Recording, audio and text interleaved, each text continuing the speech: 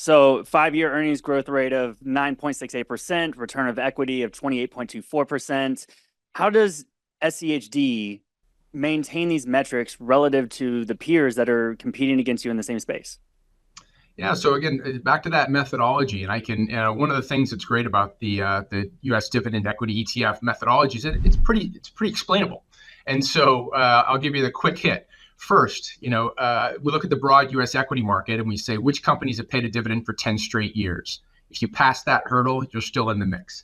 And then we look at the actual dividend yield, and it's a dividend ETF. So we eliminate the bottom half of dividend paying companies just on yield alone. And then of the remaining companies, we look at four different factors. What is your return on equity? What is your cash flow versus your debt?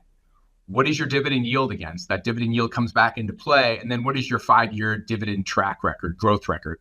And so by weighing those four equal weights and then using them to select the top scoring companies, that's where you tend to see that high ROE. That's where you tend to see that earnings growth trajectory, just because it's in the methodology.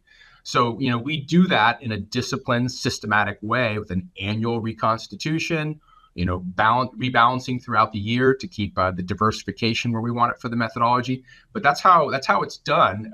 Elegant, easy to explain, and as you point out, it's had some pretty nice results.